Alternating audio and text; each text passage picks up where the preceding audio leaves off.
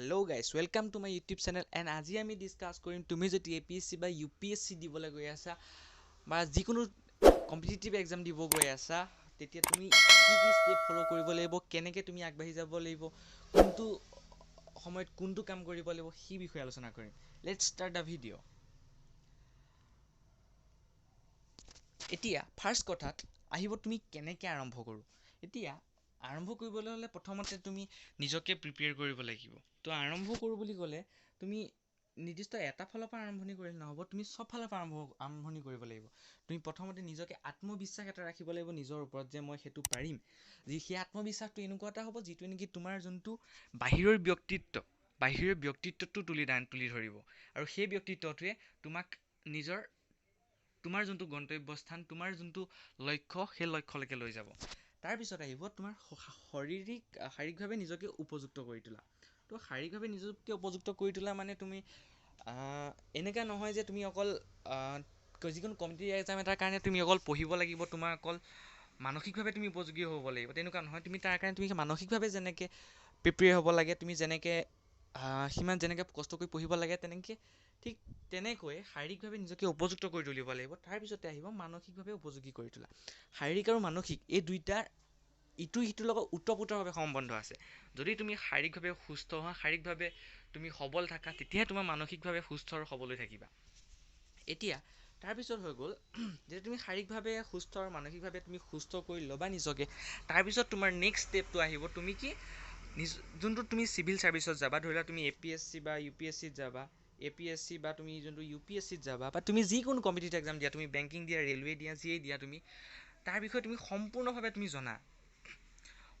জনা মানে কি তুমি তাৰ A to Z তুমি তাৰ কাৰণে কি কৰিব লাগিব তাৰ চিলেবাছ কি সেইটো কিহৰ কাৰণে হয় সেইটোৱে তোমাক কি জব অফাৰ কৰে বা তেনেকুৱা তুমি তাৰ বিষয়ে প্ৰত্যেকটো সৰু সুৰা ইনফৰমেশ্যন ল'ব লাগিব যেতিয়া তুমি তাৰ বিষয়ে সম্পূৰ্ণ জানিবা যে এইটো এনেকুৱা কৰে এইটো কম এইটো কৰিলে এইটো হ'ব তাৰপিছত তোমাৰ নেক্সট ষ্টেপ যাব তুমি তাৰ এটা অপশ্যনেল ছাবজেক্ট অৰ্থাৎ বৈকল্পিক বিষয় নিৰ্বাচন কৰাটো তুমি APSC বা UPSC হওক চিলেবাছ প্ৰায় একেই মোৰ ভিডিঅ'ত দিয়া আছে তুমি চিলেবাছ চাব পাৰা তেতিয়া তুমি যাবা তাত তোমাৰ ফাৰ্ষ্ট আহিব তুমি এটা অপশ্যনেল ছাবজেক্ট চুজ কৰিব লাগিব এইটো এটা টাফ ছাবজেক্ট নহয় যে অপশ্যনেল কোনটো চুজ কৰিম তুমি যোনটো ছাবজেক্ট তুমি নিজকে কমফৰ্টেবল পোৱা তুমি তেনেকুৱা এটা ছাবজেক্ট অপশ্যনেল হিচাপে চুজ কৰিব পাৰা যেনে তুমি যদি ডিগ্ৰী কৰিছিলা জিঅ'গ্ৰাফীত তুমি জিঅ'গ্ৰাফী অপশ্যন হিচাপে ল'ব পাৰা এনেকুৱা নহয় যে তুমি জিঅ'গ্ৰাফীটোকে অপশ্যনেল হিচাপে ল'ব লাগিব তুমি পলিটিকেল চায়েন্সত তোমাৰ ইণ্টাৰেষ্ট আছে তুমি পলিটিকেল চায়েন্স অপশ্যনেল হিচাপে ল'ব পাৰা তাৰপিছত আহিব ষ্টাডি মেটেৰিয়েল অৰ্থাৎ কিতাপ চিনাক্তকৰণ যেতিয়া তুমি অপশ্যনেল এটা চিলেক্ট কৰিলা তোমাৰ তাত যিহেতু যোনটো চিলেবাছত থাকিব তোমাৰ GS পেপাৰ থাকিব মেইনছ আৰু অপশ্যনেল ছাবজেক্টৰ পেপাৰ থাকিব তাৰ কাৰণে তুমি কোনখন কিতাপ চুজ কৰিবা সেইটো এটা ডাঙৰ বিষয় কিতাপ ঢেৰ অসংখ্য ৰাইটাৰৰ অসংখ্য কিতাপ আছে তুমি তাৰ মাজৰে কোনখন পঢ়িবা কোনখন তোমাৰ কাৰণে ভাল তুমি সেইটো বাছি তুলি উলিওৱাটো তোমাৰ কাৰণে এটা ষ্টেপ হ'ব তাৰপিছত হ'ব বুক লিষ্ট অৰ্থাৎ কিতাপৰ তালিকা প্ৰস্তুত কৰা মই যিটো ক'লোঁ কিতাপ ষ্টাডি মেটেৰিয়েল বাছি উলিওৱা তুমি ষ্টাডি মেটেৰিয়েল আৰু কিতাপ বুক লিষ্ট তুমি বুক কিনিব পাৰা তুমি অনলাইনত পাই যাবা যদিও অনলাইন নোপোৱা তুমি প্ৰত্যেক কিতাপৰে আজিকালি PDF ভাৰ্চন অনলাইনত পাই যায় যিহেতু তুমি কিতাপ পঢ়িব লাগিব কিতাপ নপঢ়াকৈ কোনো কম্পিটিটিভ এক্সাম সম্ভৱেই নহয় বহুতে কয় নপঢ়াকৈও পাই যায় পইচা দি হৈ যায় নহয় তাৰ কাৰণে প্ৰত্যেক চাকৰিৰ কাৰণে প্ৰত্যেক কম্পিটিটিভ এক্সামৰ কাৰণে পঢ়িবই লাগিব তাৰ কাৰণে মাষ্ট বি কম্পালচৰি তুমি তাৰ লগত জড়িত থকা সেই পৰীক্ষাটোৰ লগত জড়িত থকা প্ৰত্যেকখন কিতাপ খৰচি মাৰি পঢ়া তাৰ কাৰণে তুমি প্ৰথমতে তৈয়াৰ কৰিব লাগিব বুক লিষ্ট যাতে মই এইকেইখন কিতাপ পঢ়িম এইকেইখন কিতাপ মোৰ পঢ়িব লাগিব এইকেইখন কিতাপ মোৰ পঢ়াৰ জৰুৰী আছে বা পঢ়াৰ দৰকাৰ আছে তুমি তাৰ কিতাপৰ এখন তালিকা প্ৰস্তুত কৰি ল'ব যাতে তোমাৰ সহজ হয় যিটো ক'লোঁ ষ্টাডি মেটেৰিয়েলটো এনেকুৱা নহয় যে অকল কিতাপেই হয় তুমি অনলাইন উইকিপিডিয়া চাব পাৰা যোনটো গুগল স্কলাৰ হয় যিকোনো আৰ্টিকেলৰ কাৰণে গুগল স্কলাৰ প্ৰিফাৰ কৰিম মই নিজে ইউজ কৰোঁ গুগল স্কলাৰ তাত যিকোনো তথ্য শুদ্ধ আৰু সত্যভাৱে পোৱা যায় তুমি অনলাইনত যিকোনো তুমি PDF ডাউনলোড কৰিছে সেইবোৰ ষ্টাডি মেটেৰিয়েলে হয় তাৰপিছতে আহিব তোমাৰ নেক্সট ষ্টেপ হৈছে NCERT ক্লাছ 6ৰ পৰা 11লৈকে যিমান কিতাপ আছে তুমি সম্পূৰ্ণ কৰি দিয়া তোমাৰ এইটো হ'ব তোমাৰ UPSC বা APSC ফালে গতি কৰা এটা অন্যতম খোজ এইটো যোনটো ক্লাছ 6ৰ পৰা 11ৰ NCERT বুকছ তুমি প্ৰত্যেকখনেই বুক তুমি কালেক্ট কৰা, তুমি PDF ডাউনলোড কৰা, কেনেকৈ পঢ়া, তুমি তোমাৰ সফলতাৰ দিশত এই কিতাপকেইখনে তোমাৰ বহুত আগবাঢ়িব, সহায় কৰিব। তাৰপিছত আহিব মই এতিয়া কেইখনমান তোমাক ছাজেষ্টেড বুকছ ক'ম, যিখন নেকি তুমি UPSC বা APSC যিকোনো চাব বিষয়ৰ কাৰণে তুমি ব্যৱহাৰ কৰিব পাৰা। এতিয়া মডাৰ্ণ ইণ্ডিয়ান হিষ্ট্ৰী, তাৰ কাৰণে তুমি স্পেক্ট্ৰাম বা বিপিন চন্দ্ৰ এই ৰাইটাৰজনৰ বুক ল'ব পাৰা, নহ'লে স্পেক্ট্ৰামৰ বুক ল'ব পাৰা। তাৰপিছত আহিব এনচিয়েণ্ট এণ্ড মেডিভেল ইণ্ডিয়া। এইখন টেক্সট বুক তুমি বিভিন্ন ৰাইটাৰৰ পাই যাবা, তুমি ইণ্ডিয়ান ৰাইটাৰৰ ভাল ইণ্ডিয়ান ৰাইটাৰৰ পাই যাবা, বা তুমি নেশ্যনেল চ'ৰ্চৰ ল'ব পাৰা, তুমি নেশ্যনেল লাইব্ৰেৰীৰ পৰা পাই দিয়ে, সেইখিনি বুক বেছি প্ৰিফাৰ কৰিম। তাৰপিছত আহিব জিঅ'গ্ৰাফী। জিঅ'গ্ৰাফীৰ কাৰণে তুমি GC লংগৰ, অৰ্থাৎ তুমি ইণ্ডিয়ান ৰাইটাৰ নহয়, তুমি ফৰেন ৰাইটাৰৰ বুক চোৱা। এজ এ জিঅ'গ্ৰাফী ষ্টুডেণ্ট মই প্ৰিফাৰ কৰিম তোমাক ইণ্ডিয়ান ৰাইটাৰ নহয়, ফৰেন ৰাইটাৰৰ বুকছ পঢ়া। তুমি ফৰেন ৰাইটাৰৰ বুকছবোৰ পঢ়িলে কি হ'ব, তোমাৰ কনচেপ্টবোৰ বেছি ক্লিয়াৰ হ'ব। যোনবোৰ ইণ্ডিয়ান ৰাইটাৰ কিতাপ হয়, সেইবোৰ জাষ্ট এটা নোটৰ আকাৰত থাকে, মানে তেওঁলোকে ফৰেন ৰাইটাৰৰ বুকছৰ পৰা কপি নহয় একচুৱেলি, তাৰ পৰা তুলি এটা নোট আকাৰে সৰু ভাৰ্চনটো, মানে যোনটো তোমাৰ ফৰেন ৰাইটাৰ হয়, সেই তাত বিতংভাৱে বেছি বহলভাৱে পাবা। তাৰপিছত আহিব ইণ্ডিয়ান পলিটি। ইণ্ডিয়ান পলিটিৰ তুমি পঢ়িব পাৰা লক্ষ্মীকান্তৰ বুক ভাল হয়। আৰু তাৰপিছত আহে ইণ্টাৰনেশ্যনেল ৰিলেশ্যনটো এটা কম্পিটিটিভ এক্সামৰ কাৰণে এটা ডাঙৰ বিষয়, যিটো নেকি অত্যাধিকভাৱে আহে বুলি ক'ব পাৰি, বা অত্যাধিকভাৱে গুৰুত্বপূৰ্ণ। তাৰ কাৰণে তুমি দ্য হিন্দু নিউজ পেপাৰ পঢ়িব পাৰা। The Hindu news paper international ৰিলেশ্যনৰ যিকোনো খবৰৰ কাৰণে এটা উত্তম চ'ৰ্চ বুলি ক'ব পাৰি। তাৰপিছত আহে ইণ্ডিয়ান ইকনমি কাৰণে তুমি সঞ্জীৱ বৰ্মা আৰু শংকৰ গণেশ এইজনৰ কিতাপ পঢ়িব পাৰা, আৰু Ramesh Singh for further details. তো এইখন বুক তুমি ফ'ল' কৰিব পাৰা। তাৰপিছত আহিব environmental and ecology. Environmental ecology এটা ডাইৰেক্ট GSৰ এটা গুৰুত্বপূৰ্ণ বিষয় হয়। সেইটো হৈছে শংকৰ IAS আৰু NIOSৰ যিবোৰ বুক হয়, সেয়া তুমি ফ'ল' কৰিব পাৰা। তাৰপিছত আহিব তোমাৰ ৱৰ্ল্ড হিষ্ট্ৰী। ইণ্ডিয়ান হিষ্ট্ৰী হৈ গ'ল, এতিয়া আহিব ৱৰ্ল্ড হিষ্ট্ৰী। ৱৰ্ল্ড হিষ্ট্ৰীৰ কাৰণে তুমি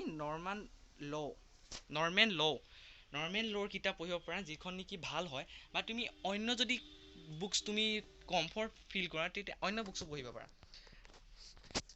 তাৰপিছত এতিয়া কিতাপকেইখন হৈ গ'ল, কিতাপকেইখন এতিয়া কি কৰিম, তো কিতাপকেইখনত বেছি একো নালাগে, উপযুক্ত কিতাপ যেতিয়া চিনাক্ত কৰি গ'ল, সেই কিতাপৰ বিষয়বোৰ সম্পূৰ্ণ 10-15 বাৰ এটা কনচেপ্ট লৈ এটা কনচেপ্ট ক্লিয়াৰ কৰি 10-15 বাৰকৈ পঢ়া।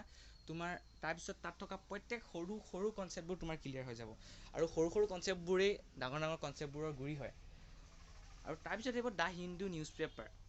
তো দ্য হিন্দু নিউজ পেপাৰটো APSC বা UPSCৰ ক্ষেত্ৰত এটা গুৰুত্বপূৰ্ণ বিষয়, তাক যিটো লাইখুটা বুলি কোৱা হয়, সেইটো ক'ব পাৰি। কিয়নো দ্য হিন্দু নিউজ পেপাৰটো এনেকুৱা এটা বিষয় যিটোৱে নেকি ইণ্টাৰনেশ্যনেল ৰিলেশ্যনৰ পৰা ধৰি নেশ্যনেল নিউজৰ পৰা ধৰি প্ৰত্যেকটো খবৰ দ্য হিন্দু নিউজ পেপাৰত দিয়া হয়।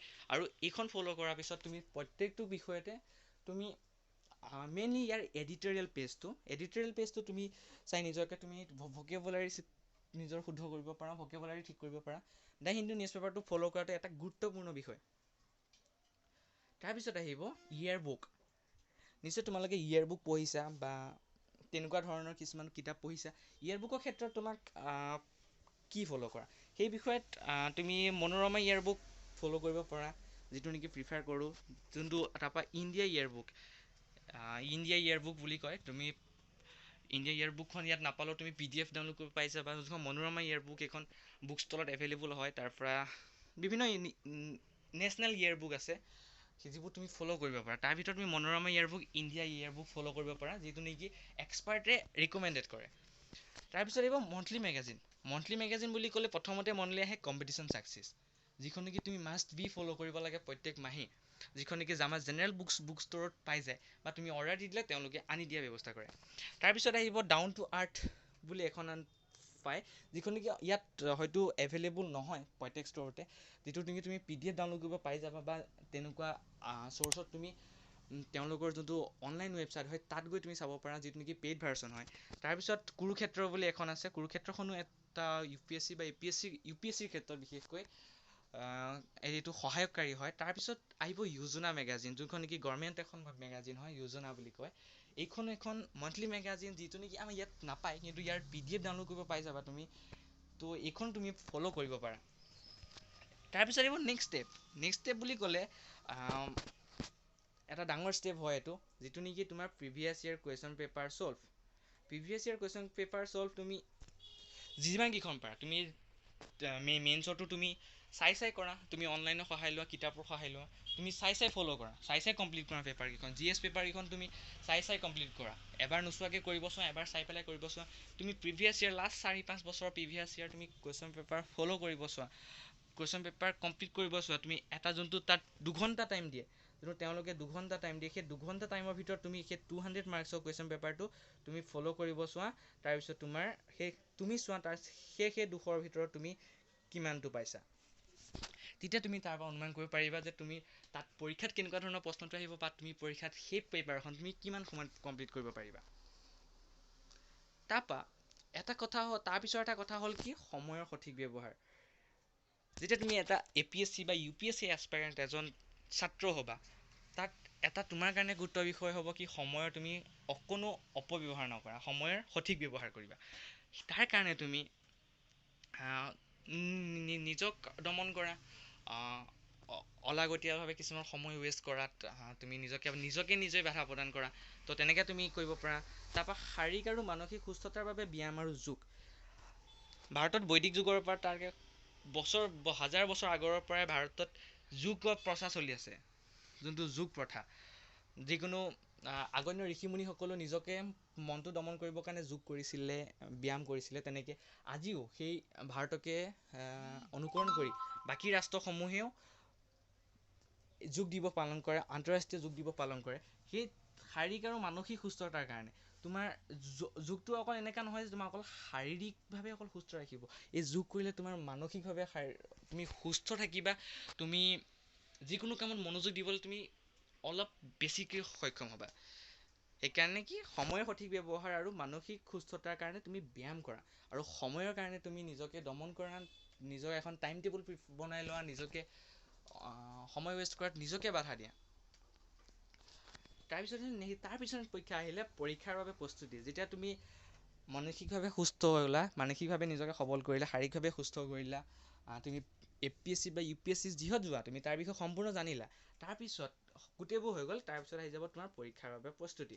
এতিয়া পৰীক্ষাৰ বাবে প্ৰস্তুতি কেনেকৈ কৰিম, মই যিহেতু ক'লোঁ যে তুমি বুক ফ'ল' কৰা, মই বুক কেইখনমান প্ৰিফাৰ কৰিছোঁ। আৰু মই এনেকুৱা নহয় যে মই কোৱাখনেই কৰিব পাৰোঁ, তুমি যদি বেলেগ ৰাইটাৰৰ বুকছ পঢ়োঁ বুলি ভাবা পঢ়িব পাৰা। তাৰপিছত তুমি কুৱেশ্যন পেপাৰ ফ'ল' কৰা, তেনেকৈ তুমি পৰীক্ষাৰ বাবে প্ৰস্তুতি কৰিব পাৰা। তাৰপিছত আহিব প্ৰিলিমছ বা যেতিয়া পৰীক্ষাৰ বাবে প্ৰস্তুতি কৰা প্ৰথম ষ্টেপ আহিব তোমাৰ প্ৰিলিমছ এক্সামিনেশ্যন, যিটো নেকি অবজেক্টিভ টাইপৰ থাকে। প্ৰিলিমছৰ কাৰণে তুমি প্ৰিলিমছত যিহেতু 2খন পেপাৰ হয়, পেপাৰ 1 আৰু পেপাৰ 2, সেই দুখনৰ কাৰণে তুমি ভালকৈ কৰা, কিয়নো প্ৰিলিমছত 2খন পেপাৰ থাকে। এখন থাকে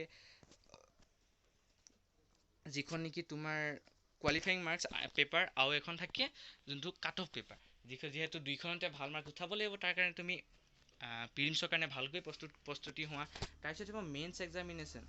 যেতিয়া প্ৰিলিমছত পাছ কৰিবা, তুমি ৱেলকাম কৰি জনাব মেইনছ এক্সামিনেশ্যনে। আৰু মেইনছ এক্সামিনেশ্যনৰ ডিটেইলছ মোৰ আন এটা ভিডিঅ' দিয়া আছে, মই এই ডিছক্ৰিপশ্যনত ইয়াৰ ভিডিঅ'টো দি দিম, যিটো নেকি UPSC আৰু APSC দুইটা চিলেবাছৰ ওপৰত মই ভিডিঅ' বনোৱা আছে। আৰু তাৰপিছত আহিব যেতিয়া তুমি মেইনছত পাছ কৰিবা, তেওঁলোকে তোমাক ইণ্টাৰভিউৰ কাৰণে ইনভাইট কৰিব। তাৰপিছত আহিব তোমাৰ ইণ্টাৰভিউ টেষ্ট।